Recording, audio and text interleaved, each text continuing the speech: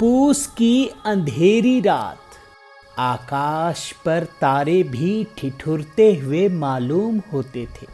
हल्कू अपने खेत के किनारे ऊख के पत्तों की एक छतरी के नीचे बांस के खटोले पर अपनी पुरानी गाढ़े की चादर ओढ़े पड़ा कांप रहा था। खाट के नीचे उसका संगी कुत्ता जबरा पेट में मुंह डाले सर्दी से कू कू कर रहा था। ये शब्द हैं प्रेमचंद की कहानी पूस की रात की। 1921 में लिखी गई ये कहानी पढ़कर आज भी हर किसी के रोंगटे खड़े हो जाते हैं। गरीबी क्या होती है, इससे अच्छा बिंब शायद ही प्रस्तुत किया जा सकता हो। लेकिन प्रेमचंद ने जिस दर्द को शब्दों में उकेरा, वो तस्वीर 100 साल बाद नजर आई है। इस तस्वीर को देखकर आप सिहर जाएंगे। ऐसा लगता है मानो इस तस्वीर में प्रेमचंद की आत्मा बस गई हो।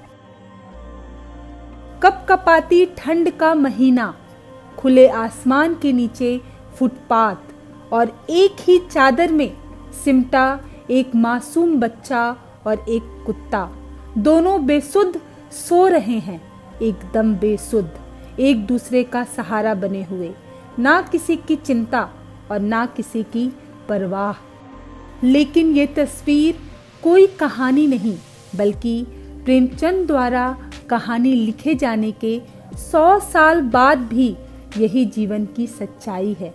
मासूम अंकित भी जानता है कि कुत्ते से उसका कोई रिश्ता नहीं है, लेकिन फिर भी दोनों एक दूसरे के सबसे करीबी बन गए। रिश्ता तो कुछ ना था, वो कुत्ता हमारा पालतू था, वो हमारे मेरे पास रहता था। जब से वो मेरे पीछे पड़ गया, जब से मैं उसको दिखाऊं। जिस उम्र में बच्चा स्कूल जाता है, खिलौनों की जिद करता है, उस उम्र में ये मासूम जिंदगी की सबसे बड़ी जंग लड़ रहा है, ना केवल खुद के लिए बल्कि इस कुत्ते के लिए भी। ये तस्वीर उत्तर प्रदेश के मुजफ्फरनगर की है। मासूम अंकित की उम्र महज 10 साल है, जबकि इसने कुत्ते का नाम डैनी रखा है। इस समय अंकित की देखभाल करने वाला कोई नहीं है। उसका पिता जहां जेल में है, वहीं माँ भी इस मासूम को छोड़कर खुद कहीं चली गई। मेरे मम्मी भाग गई, पापा जेल में है। ऐसे में अंकित क्या करता? वक्त ने जिस और रास्ता दिया, अंकित चल पड़ा। 10 साल का अंकित ना केवल अपने खाने का बंदोबस्त करता रहा, बल्कि डैनी के खाने का भी प्रबंध करता।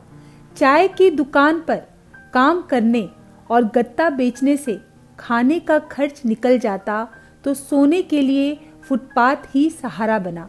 यहीं एक चादर के सहारे ये दोनों हार्ड मास कपा देने वाली सर्द रात काटते रहे। हम यही रहते सीवी चौक पर, मुझे तो इधर मिला मार्केट में। अच्छा, तो फिर खाते खाते तुम और कुत्ते को क्या खिलाते थे? कुत्ते को दूध और ब्रेड खिलाता था रात को चाय पे।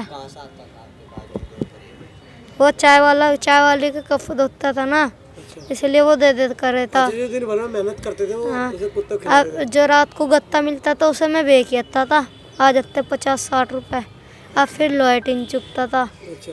अब फिर खर्चा तो बन जाता था। मासूम अंकित और कुत्ता डैनी 20 दिनों तक एक दूसरे का सहारा बने रहे। तभी एक स्थानीय पत्रकार की नजर अंकित और इस कुत्ते पे पड़ी। उसने तुरंत इस तस्वीर को अपने कैमरे में उतार ली और सोशल मीडिया पर पोस्ट कर दिया। फिर क्या था, देखते ही देखते मानवता को शर्मसार करती ये तस्वीर वायरल होने लगी। स्थानीय प्रशासन को भी इसकी भनक लगी और वो तुरंत हरकत में आ गया। एक जानकारी में आया था कि एक बच्चा है जो तकरीबन 10 साल उसकी उम्र है और वो कुत्ते के साथ सोता है। जब जानकारी पुलिस को हुई तो उस बच्चे को ढूंढा गया ढूंढने के बाद उस बच्चे को उसको जो सबसे पहले उसको जो सर्दी के कपड़े थे, उसको नए कपड़े और जो भी आवश्यक चीज़ें थी खाने पीने से संबंधित, जूते कपड़े, वो सब उसको दिलाए गए। और उस बच्चे को उसको एडमिशन कराने का भी प्रोसेस हमारे एसएसपी महोदय द्वारा उसमें किया जा रहा है।